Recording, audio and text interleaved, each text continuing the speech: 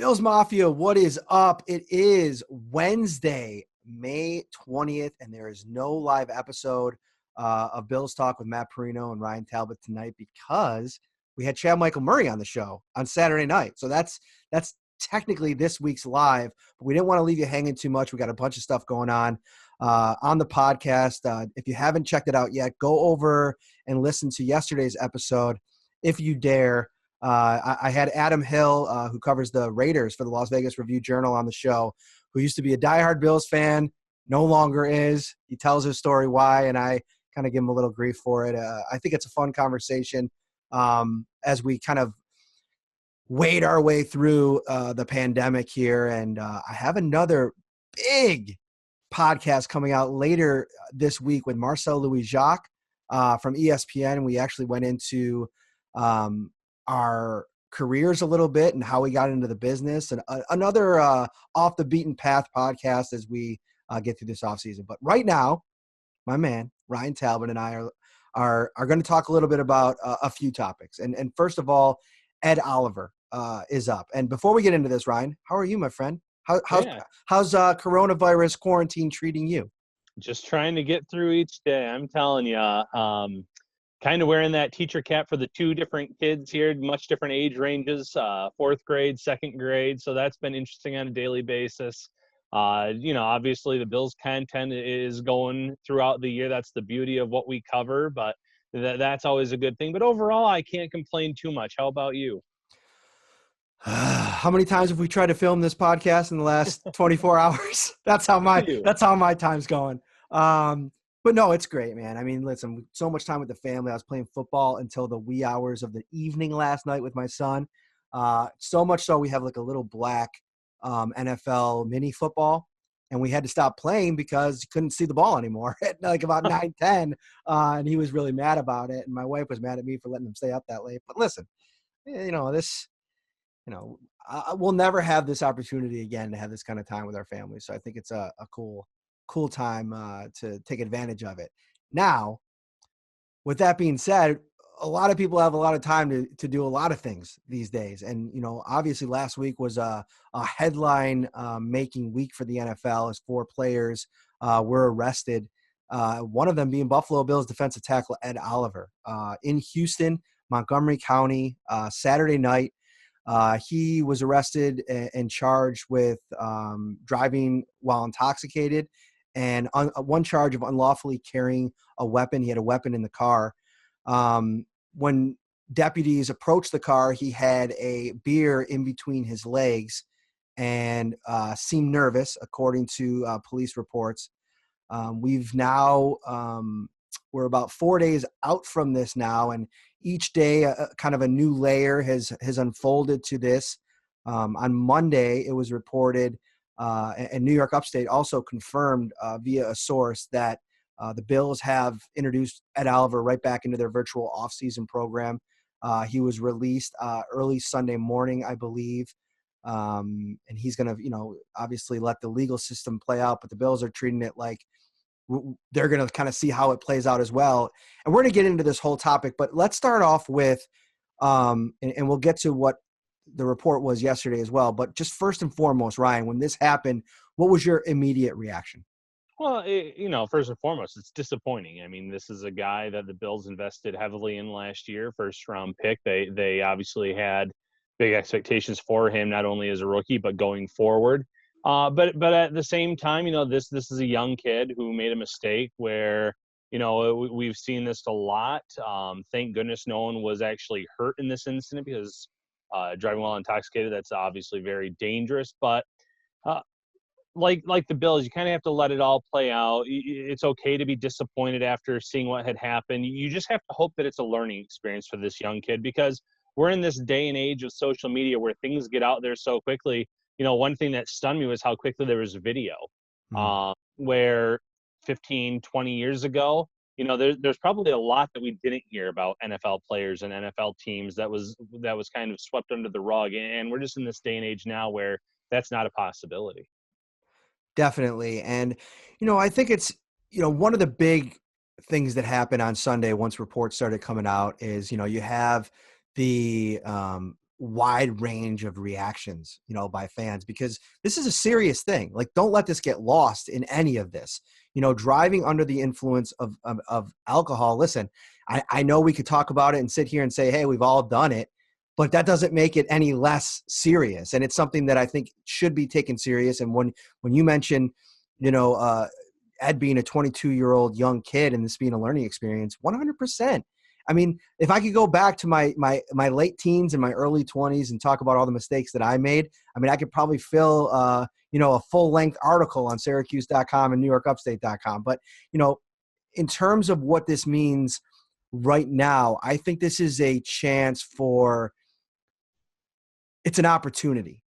And I think it's an opportunity for Ed to grow, but I think it's also an opportunity for his teammates to embrace him. And one of the things that I noticed last year was Jerry Hughes kind of taking him under his wing in the offseason, having him out in Houston, them working out together before the season. And then over the course of the season, listen, Ed's a funny cat, man. Like, he's a really interesting dude. Like, he kind of vibes to the beat of his own drum, and I respect that. But I think that this is a chance that maybe to integrate him a little bit more to the team. And again, this is just me talking from my observations. I can't sit here and say that Ed Oliver wasn't a part of the team. Of course, he was a big part of the team, and he has friends on the team and all that kind of stuff. But he just has a very kind of aloof personality from my perception. So I just think that this could be an opportunity where, okay, listen, Harrison Phillips, who missed most of the season while rehabbing, maybe he could reach out to Ed Oliver and say, hey, man, luckily this didn't end up any worse, but let's hang out, let's talk, let's get together. And I think that the reactions that some had that the Bills should cut Ed Oliver, I thought was very much an overreaction. The severity, as we noted, is severe, and this is serious, but I think this is an opportunity to teach more so than anything else. Yeah, I agree with that completely. And you're right. Teammates can reach out, coaches can reach out. This is a big opportunity for Ed to take a big step in maturity. And years from now, he can be that player that said, I made a mistake. And he can kind of help develop some of those younger players in Buffalo and say, don't put yourself in the situation I did. Because, like you said, we could all fill up notebooks with things that we've done in the past, but it doesn't excuse the severity of what he did. But you can only hope that he takes this experience and he learns from it. So on Tuesday, KHOU 11 in Houston reported that Ed Oliver admitted to taking Adderall prior to his arrest on Saturday. And in the NFL, they also reported that players have to be allowed to take Adderall. League approval is required for medical reasons. So it'll be interesting to see how that plays out. But what were your reactions to that? Yeah, like you said, it's another layer onto this story, and I can't say that I know the effects of Adderall as this like mixed with alcohol, that is, and things of that nature. But if he doesn't have the league's permission, that's another thing that we could be talking about here in the near future, but we don't know that. So like you said, another layer onto this story. Every day there's something a little bit different out there. We kind of have to let it all play out. Obviously, he'll have an attorney that will deal with these charges, and we'll have to kind of wait and see what the end result is there in terms of a legal standpoint, and then from the league standpoint. Yeah, so last year, when this first happened, we put out a story on New York Upstate, and the closest example to kind of use was Chris Herndon from the New York Jets, who was in a wreck actually while driving under the influence back in 2018. He ended up with a 4-game suspension, and at the time, it was reported that the minimum would be a 2-game suspension. But it looks like with the updated collective bargain agreement, that minimum is now 3 games. So Ed Oliver could potentially, when this happens, be looking at a 3-game suspension at the least. Now, nobody was hurt. There was no property damage. So my first inclination is, yeah, maybe this is the lower end of the spectrum. But, the gun being a part of things, that definitely becomes more of a talking point. But as of right now, these are 2 misdemeanor charges. And in Texas, Class B misdemeanors, which both of these charges are listed or were reported to be, are mid-range misdemeanors. A conviction carries up to 100 days, 180 days in county jail, and could be a fine of up to $2,000. So you got to kind of let this play out, and that's a big piece of this, is that we may not see an end result of this or a penalty handed out from the league until 2021. So this could not even be in play in 2020. Yeah, I agree completely, especially with everything going on with COVID-19 now. Who knows if there's going to be a court date in the near future? I'm not sure how many cases they're seeing or what they're doing or how they're handling that. So you're right. It may not even be a 2020 issue. It could be a 2021. From a team standpoint, the Bills are actually pretty well loaded up at the defensive tackle position. You have a guy like Quentin Jefferson who play inside outside. They brought in Vernon Butler. You mentioned Harrison Phillips, Star Latulele, even Vincent Taylor. Obviously different positions at defensive tackle. But if it is something this year, that they have some depth there, they have some talent to kind of to wait it out in terms of that suspension. But who knows when it's going to take place? And like you said, could be one game, could be three. Obviously, if it's that higher end, Oliver can appeal it, and it could get reduced. So there's a lot up in the air with this situation. Mm-hmm. The Buffalo News reported that initial court date is expected to be assigned later this week. And so we'll probably find out the next step sometime before the end of this week. But to your point about what the Bills have done on their roster, as much as it's been important to build the culture and so that you have the kind of leadership in place to withstand situations like this or personalities that you bring into your room, the roster building that Brandon Beane has done has guarded against situations like this. By building things the way that they have, it makes the loss of one player here or there, whether it be, an off the field issue, an injury, any of these kind of factors, you have people that can take that can be in place that can help you out. And I think one of the cool things about what they've done with this defensive line is, like you mentioned, the versatility of guys like Jefferson and Epinesa who could kind of play on the outside and the inside. The depth at defensive tackle. I mean, Harrison Phillips is going to probably need some time, but you're probably not looking at this suspension taking place in the first half of the season. I mean, at the earliest, probably later on in the season, if Hernan's case is anything to kind of go off of. So I think that'll give Harrison Phillips time to get back. You have the depth of, and a lot of people talk about why, and we talked to Lorenzo Alexander about this on the podcast with him, why Trent Murphy's still on this roster. And obviously Lorenzo gave a lot of reasons why his production and his play is a big reason why, but also you need depth at these positions. And this is a big reason why. Oh, absolutely. And, between Oliver, depending on when that could happen, between Harrison Phillips maybe having to start the season on PUP, you don't know where that's going to be. That could actually free up that extra position for Murphy to stick on that roster early on in the year. There, like you mentioned, a lot of fans want him off the roster for whatever reason, but you don't just get rid of a player like that, especially one that had 4 sacks in the last 2 games, counting the playoff game between the Jets game and the Houston game. You don't just get rid of a guy like that. Now, if he's clearly outplayed by some of these other guys on the roster, including a young player like a Daryl Johnson, and he is a low man on the totem pole, by all means, do it. Save that cap space. But you don't just get rid of someone to get rid of them in this league. 100%. So yeah, we'll actually have this cover more as we move along in the process. Keep it locked on nyupinsyracuse.com always for updates. But I think that I want to transition now to what's going on in Western New York this week. And big news was made on Monday that, all 7 boxes were checked and the phase process was allowed to begin. And Western New York, Erie County opened in phase 1 on Tuesday.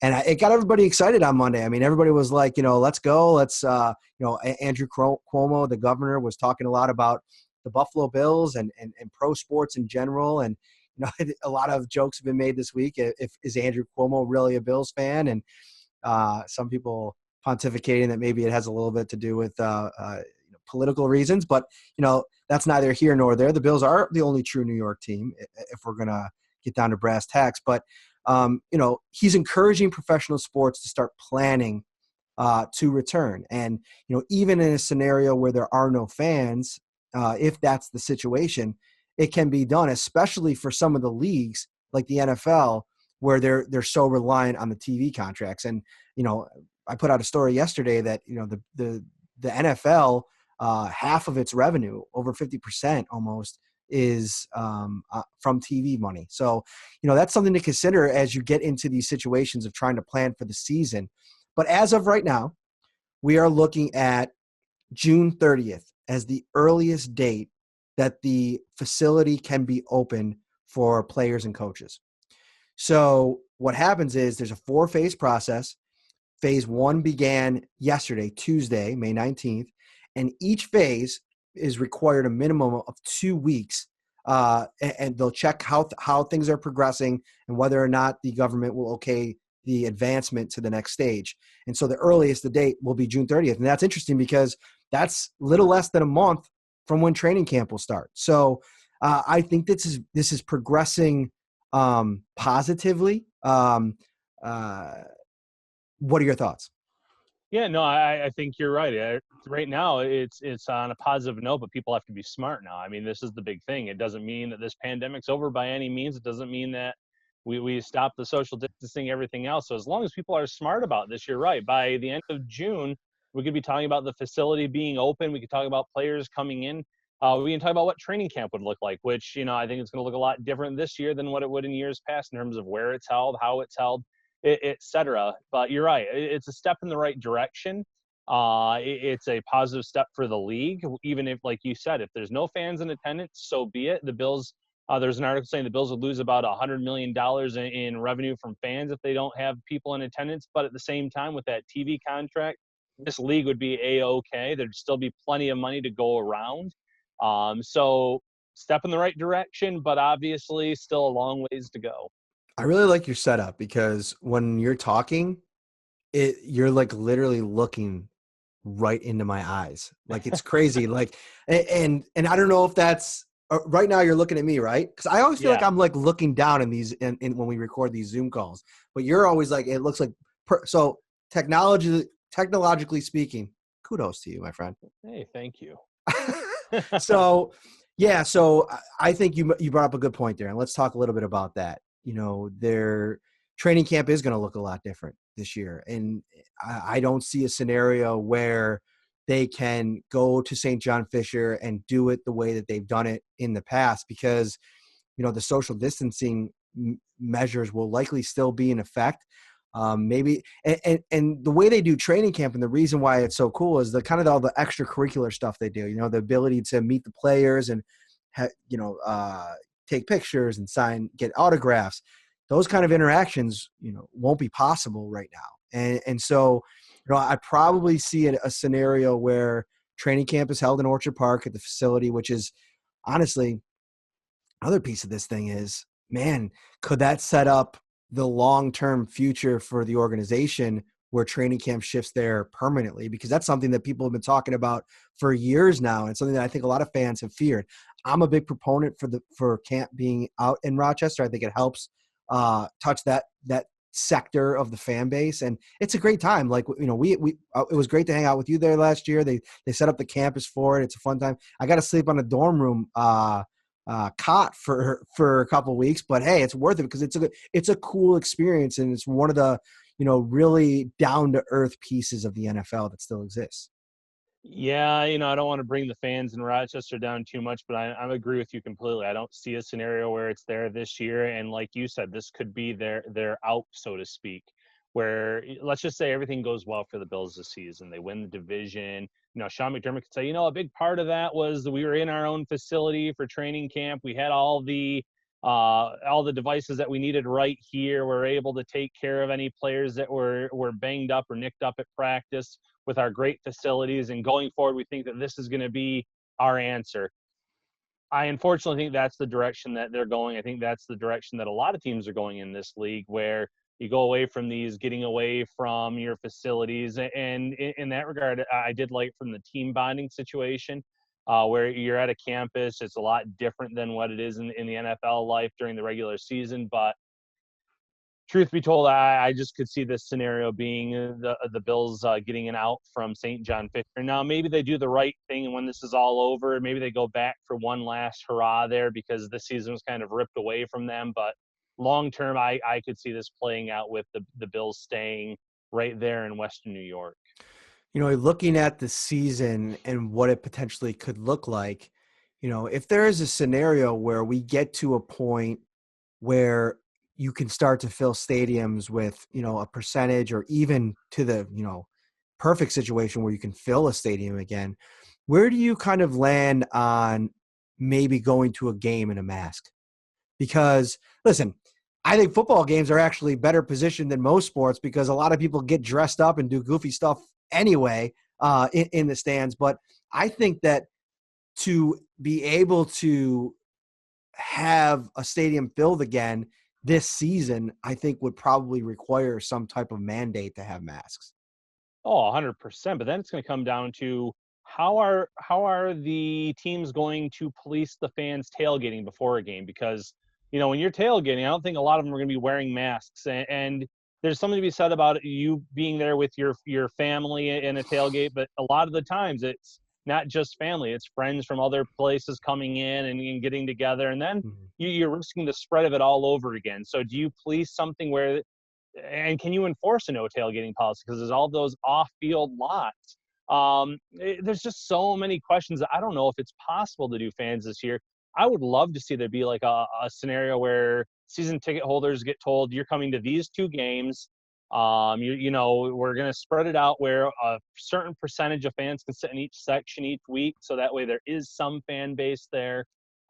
Each person would get about 2 games per season, and maybe your comp for those other 6 games toward next season tickets. I think that's maybe a good way to do it. But there's so many outside factors where when you're letting these fans in the stadium, even if it's on a smaller scale, you're still risking a spread or an outbreak again.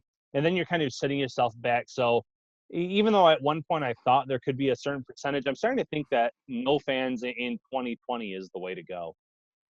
Wow. It's amazing to think about what that will look like, because what that will feel like, because I feel like the NFL, and I've mentioned this on a couple different platforms, that, the UFC obviously came back, and it was almost like, nothing different for most fight fans who are used to watching The Ultimate Fighter or Dana's Contender Series. They do that in the Tough Gym where there's no fans to begin with. So that wasn't as abrupt of an experience. This, I think, NFL football without fans, even on even the TV experience, I think will be vastly different. Now we'll get used to it. I mean, I've watched a couple arena games or CFL games over the years that felt like there was no fans there, but so I think that it's possible, and the NFL is so important, in the country in terms of the sports landscape, that anything to get it done needs to be done. I've maintained that. Um, Man, it's going to be tough to do it without fans. It's going to feel weird. It's going to feel I don't know. It's hard to envision its existence, if that makes sense. It is. And, I'll throw something else out. It's not an actual sport, but pro wrestling. My son is obsessed with WWE It wrestling. So I counts. watch, It counts. I watch it with them all the time, and they don't have fans in attendance. And it's bizarre. You still have the wrestlers pandering to an empty crowd. So I don't know what they're really doing there. It just changes everything. And I think it changes it from the NFL perspective too. It'll be bizarre to watch. Uh, I've seen some leagues saying for $20 you can get like a cardboard cutout of yourself, put it in the stadium. And I don't know if it's for like a season or what. I think that'd be kind of an interesting or fun thing to do to kind of pay money towards that. I think a lot of fans would get into it.